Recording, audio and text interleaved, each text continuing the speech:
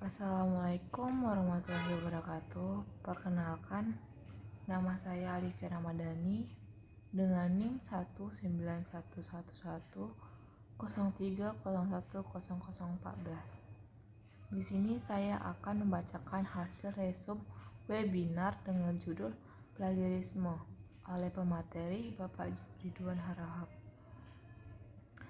Plagiarisme adalah suatu tindakan pengambilan karangan pendapat orang lain dan menjadikan seolah milik kita atau karangan sendiri. Menurut Permen Pendidikan RI nomor 17 tahun 2010, plagiat adalah perbuatan sengaja atau mencoba memperoleh kredit atau nilai suatu karya ilmiah dengan mengutip sebagian atau seluruh karya dan atau karya ilmiah pihak lainnya yang diakui sebagai karya ilmiah tanpa menyatakan sumber secara tepat dan memadai. Ada 4 tipe plagiarisme. Yang pertama, plagiarisme kata demi kata, yang merupakan kegiatan mengambil bagian kata-kata tanpa menyebutkan sumbernya secara jelas. Yang kedua, plagiarisme atau sumber, kegiatan yang menggunakan gagasan orang lain tanpa memberikan pengakuan yang cukup jelas. Yang ketiga ada plagiarisme kepengarangan, yaitu kegiatan mengakui pengarang karya orang lain.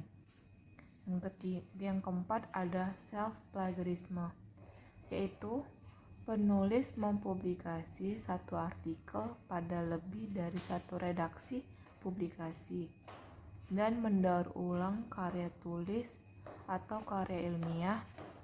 Yang penting dari self-plagiarisme adalah bahwa ketika mengambil karya sendiri, maka ciptaan karya baru yang dihasilkan memiliki perubahan. Mengapa plagiarisme terjadi? Plagiarisme terjadi karena ada 3 alasan. Yang pertama, kurangnya waktu dalam pengerjaan. Yang kedua, rendahnya minat baca atau analisis referensi yang dilakukan. Yang ketiga, kurangnya pengetahuan tentang melakukan kutipan atau persoalan tentang plagiarisme.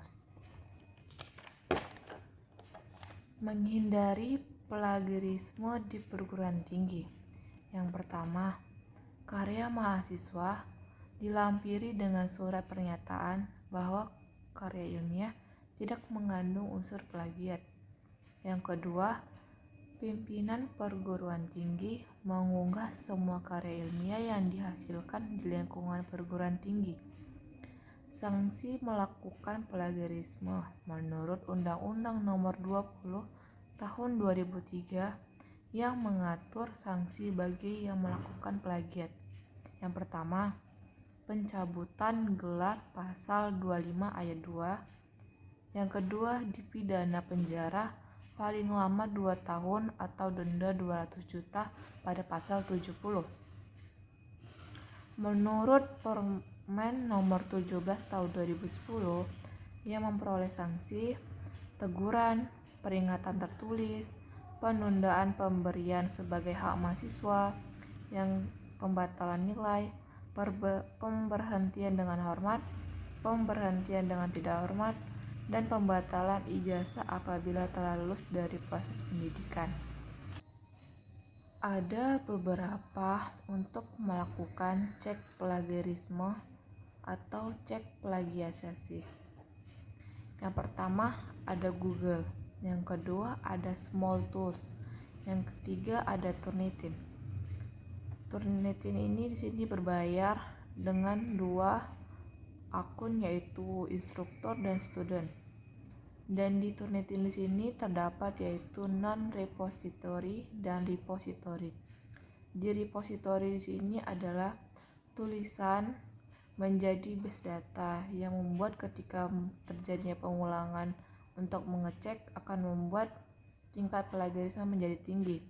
Dan yang non-repository ini bebas dari pengulangan. Yang keempat ada Authenticated, yaitu plagiarisme yang bisa melakukan plagiarisme gambar. Yang kesekian yaitu plagiarisme checker, Yang keenam ada Quillbot. Yang ketujuh ada Grammarly. Di Quillbot dan Grammarly di sini ada untuk bahasa Inggris. Sekian dari pemaparan saya. Wassalamualaikum warahmatullahi wabarakatuh.